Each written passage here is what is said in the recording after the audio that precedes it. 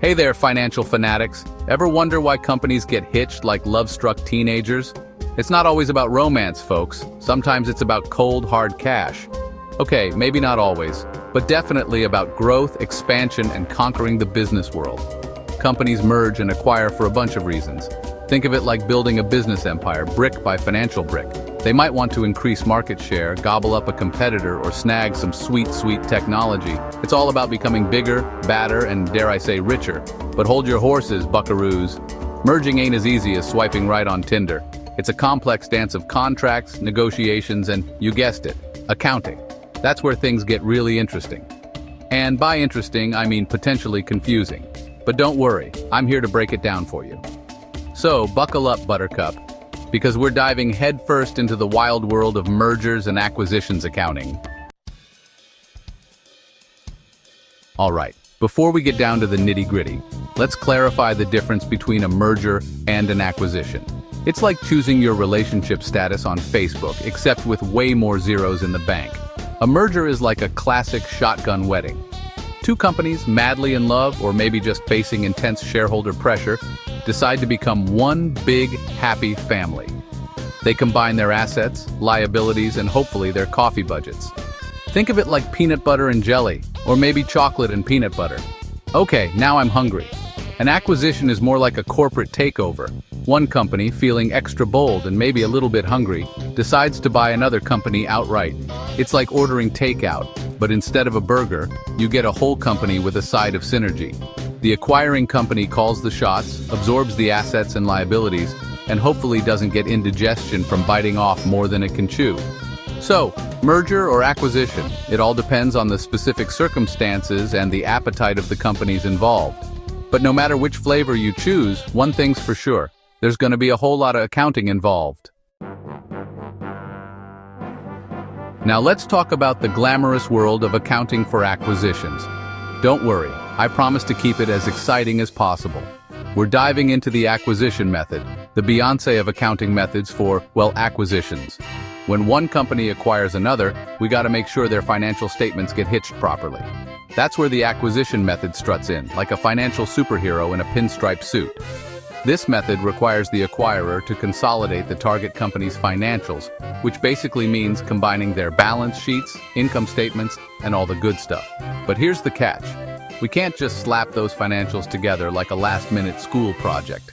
We need to make sure everything is reported at fair value. That's where things get spicy. Section 4. Fair value, goodwill, and impairment. Putting a price tag on love and heartbreak. Fair value is like figuring out how much your grandma's antique china is really worth. Except instead of sentimental value, we're talking cold, hard cash. It's the price that a willing buyer would pay a willing seller in an arm's-length transaction. No emotional baggage allowed. Now sometimes a company pays a little or a lot more for another company than the fair value of its net assets. Why, you ask?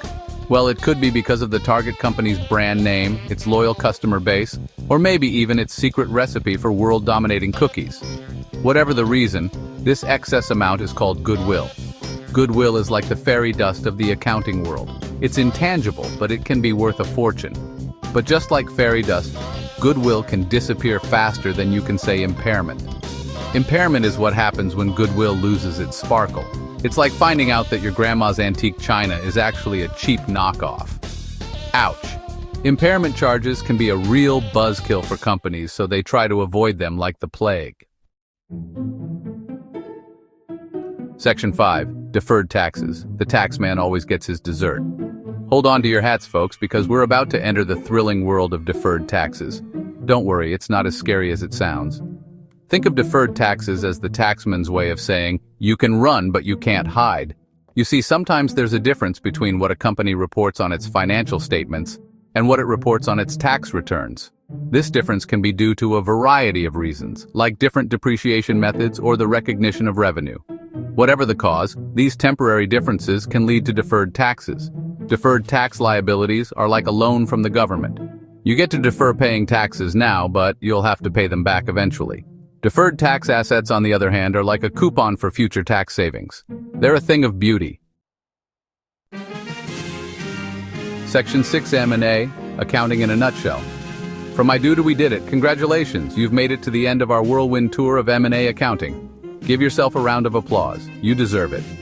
To recap, M&A accounting is a complex but fascinating area of accounting that deals with the financial reporting of mergers and acquisitions.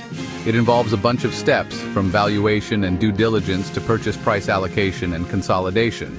And let's not forget about our old friends, fair value, goodwill, and deferred taxes. M&A accounting can be a real challenge, but with the right team of experts, you can navigate the complexities and come out on top. Just remember, it's all about making sure those financial statements get hitched properly and that everyone pays their fair share of taxes. And with that, I'm out of here. Stay tuned for more exciting accounting adventures.